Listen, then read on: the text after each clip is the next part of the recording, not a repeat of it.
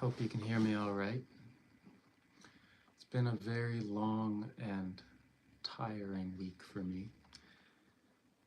And in the process of moving through this week, I did not spend as much time as I usually like to preparing for this beautiful time together. So tonight's episode of Weekly Lullabies will feel different for me. And that's okay.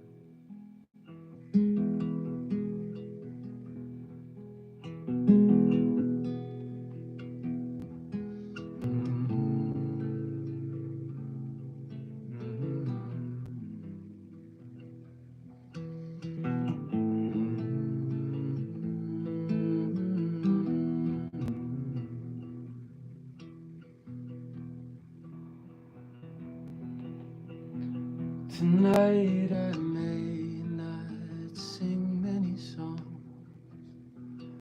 and I will definitely get up to turn off the rice on the stove, 'cause it's been simmering now for a little while, and I don't wanna let it burn, don't wanna let it burn.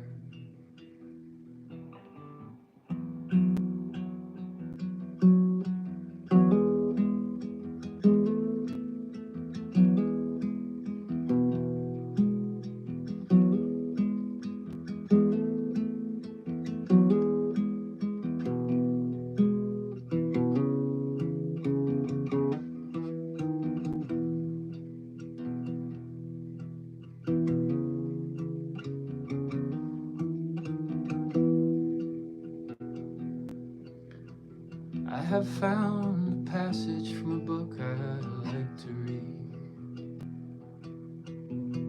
I just opened to a page and I said, why not? I'll give it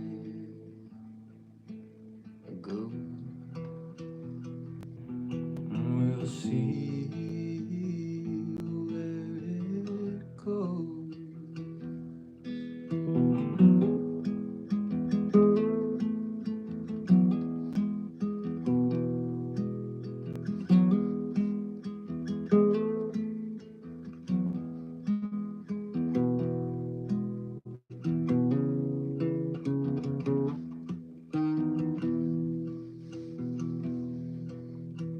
If anyone has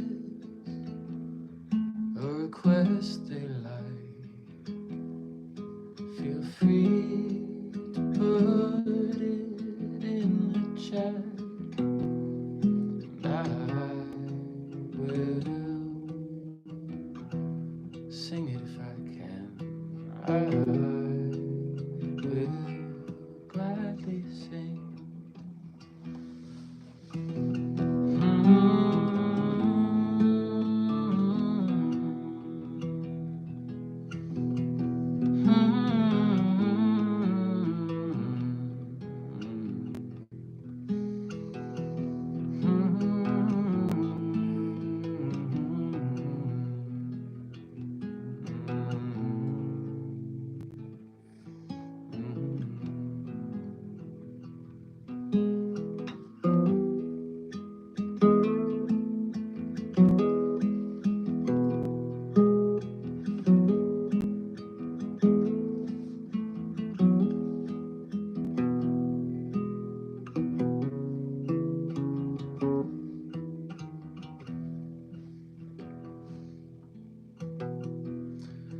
This melody that I'm playing is from a song that Bruce Springsteen wrote. It was on one of his very early albums. It was covered by an amazing songwriter named Nancy Griffin. It's a very sad song. It's about realizing that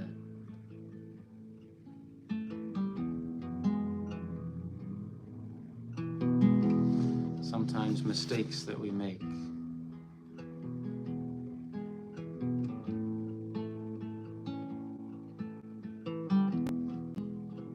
leave us feeling lonely and afraid of disappearing.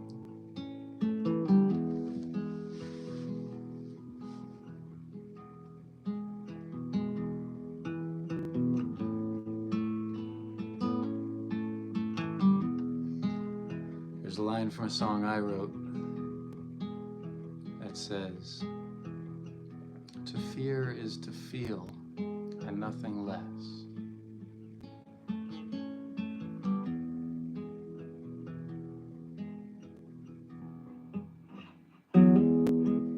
The question is, what do we do with those feelings?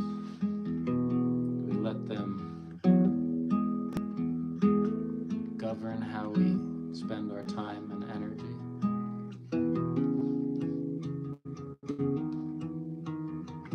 Or do we move through them and transform them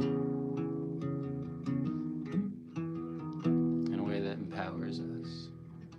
So this is a bit of Nancy Griffin's cover of Bruce Springsteen's song.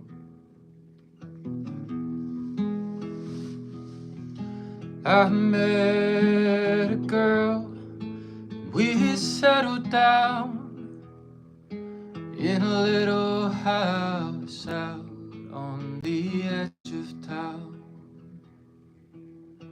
We got married, swore we'd never part, till little by little we drifted from each other's hearts. At first I thought it was just restlessness that would fade as time went by, and our love grew deep. In the end it was something more, I guess. It tore us apart and made us weep. I'm driving a stolen car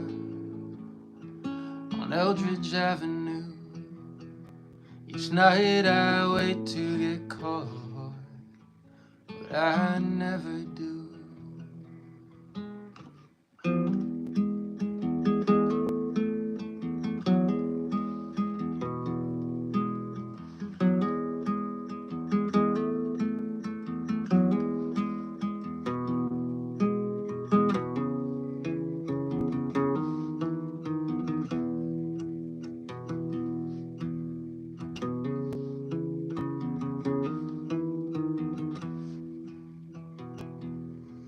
She asked if I remember, was young and bold.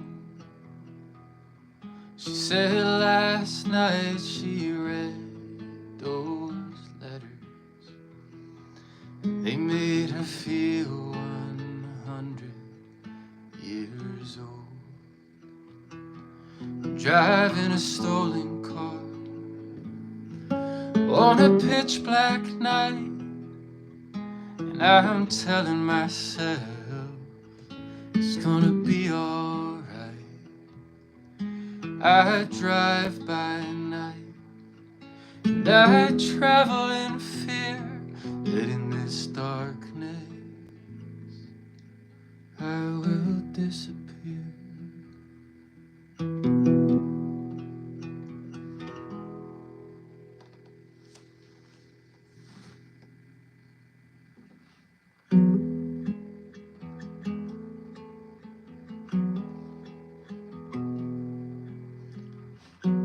It's really easy when we feel alone to worry that we might disappear.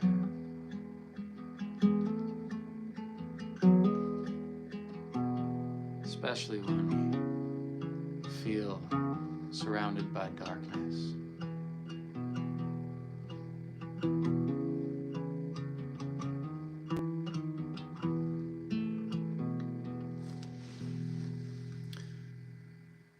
The section of this book that I opened up to tonight when I was thinking about what to read is a book called From the Outside, or the section is called From the Outside Looking In. And this is Let Your Life Speak by Parker Palmer. Parker Palmer is a wonderful author, teacher, lifelong activist, and some would probably say a Quaker theologian of sorts. And he's really honest in this book about his struggle throughout his life with episodes of depression. And I remember this section from when I first read it and being so grateful that he was willing to speak so openly and honestly about what he's been through in his life and the people who have showed up to support him and the ways that that both helped him and also made him feel small sometimes. So I'm going to read a few pages from The Outside Looking In, about halfway through Let Your Life Speak by Parker Palmer.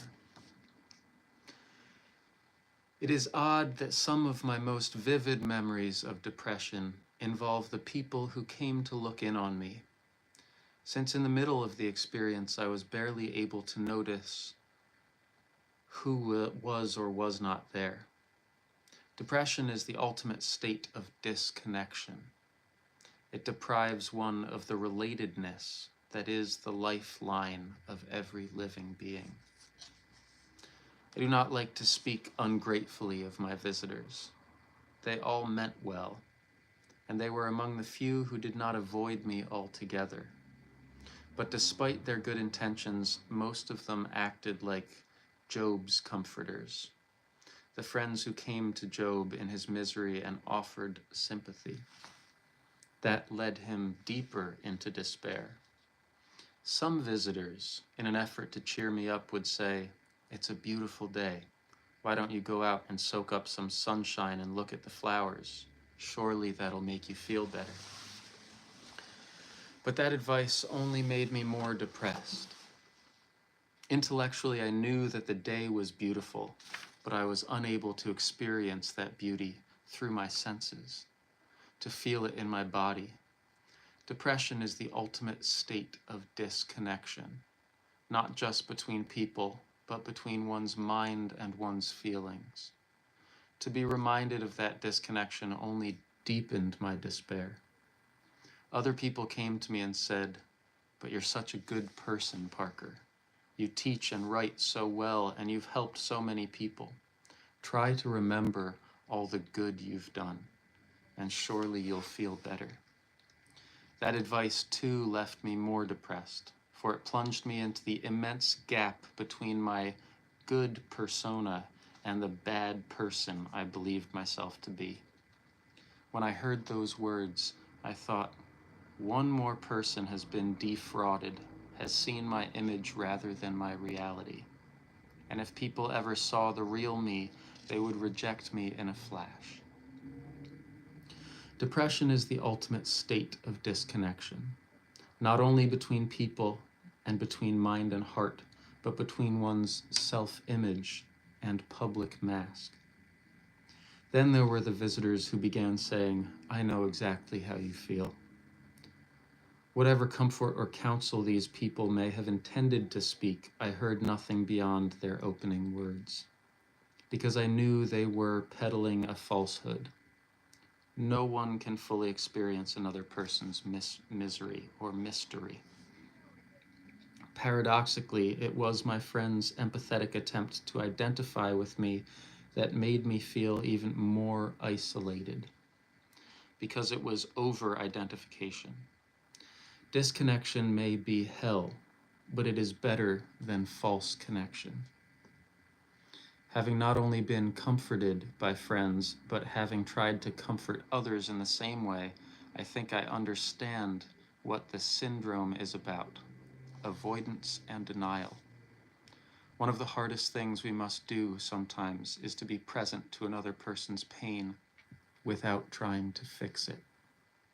To simply stand respectfully at the edge of that person's mystery and misery.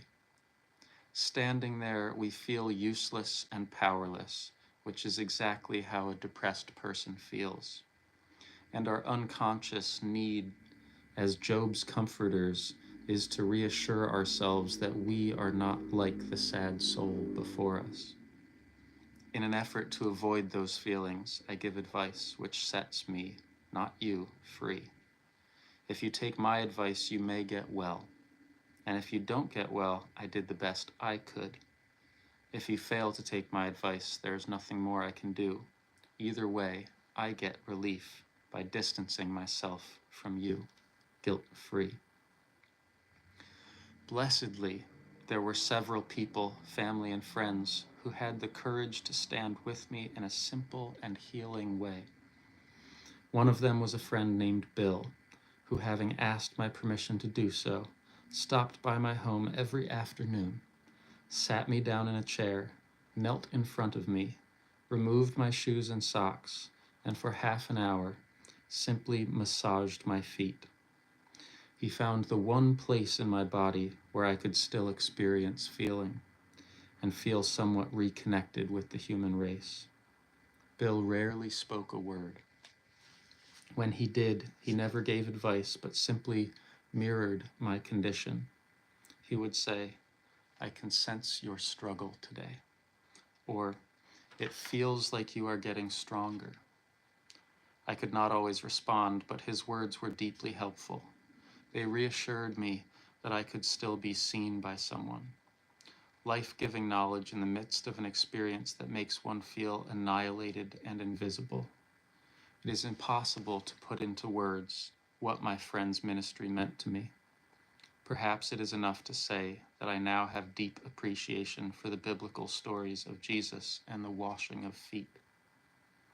The poet Rainier Maria Rilke says, "Love consists in this, that two solitudes protect and border and salute each other." That is the kind of love my friend Bill offered. He never tried to invade my awful inwardness with false comfort or advice.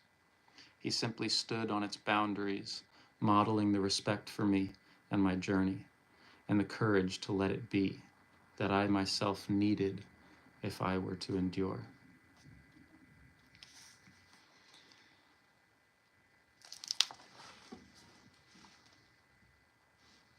A short reading from Let Your Life Speak by Parker Palmer.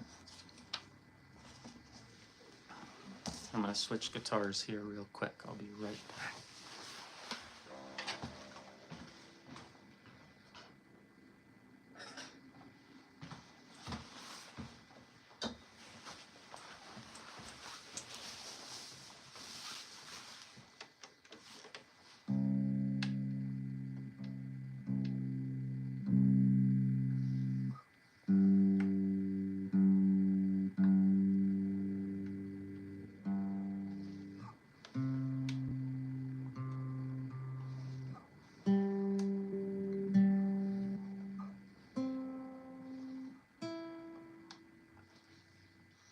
I'm going to play a song that I wrote that I struggle with a lot because it's an aspirational song.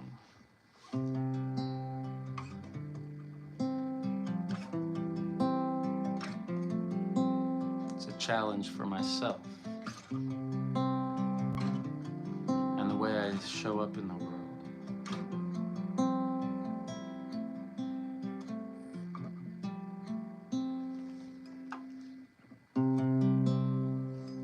It's called Be Here Now. Awake my soul and clear the smog, moving inward and outward as children of God. Celebrate each other as the great transition moves. Come back to the garden as carbon and changing, yet you. And be here now, where ripples form. Be here now, be here now, be here now, where light moves. Be here now, be here now. Together, friends, don't scatter and sleep, emerging now with a powerful voice we speak. It's time to heal. To fear is to feel nothing less. And we are blessed to be here now, where ripples form. Be here now, be here now, be here now, where light moves. Be here now, be here now.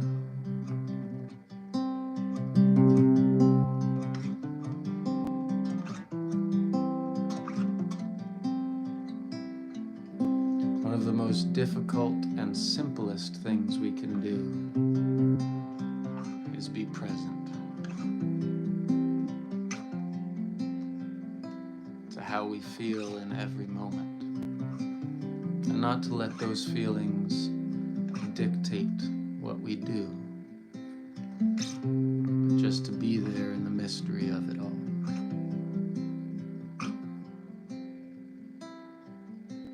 To not allow ourselves to disconnect.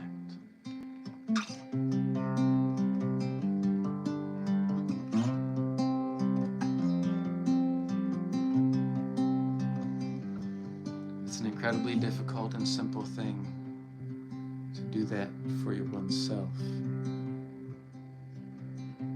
or for another.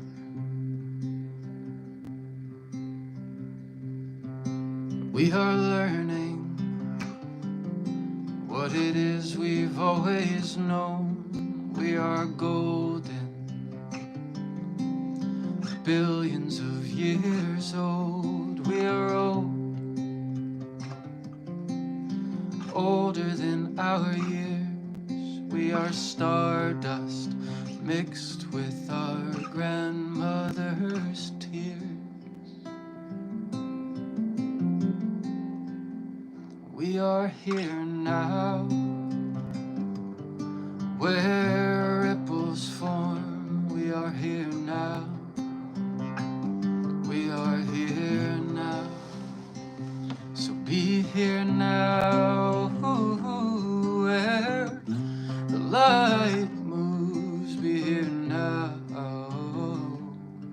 be here now, be here now,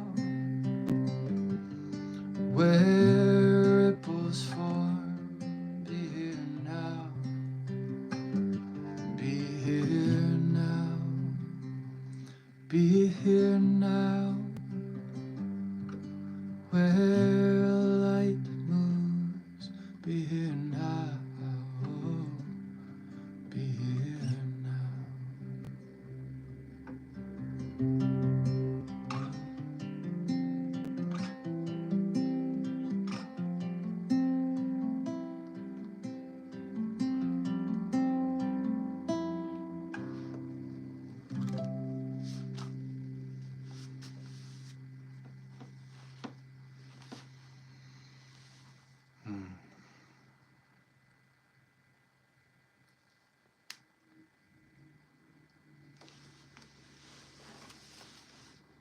Thank you for being here, friends.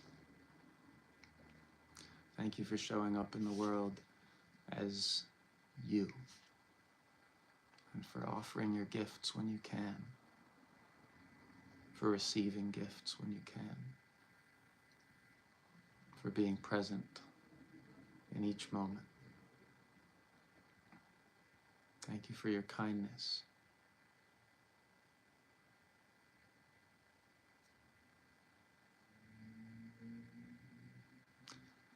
As always, may peace, love, and beauty surround you wherever you go.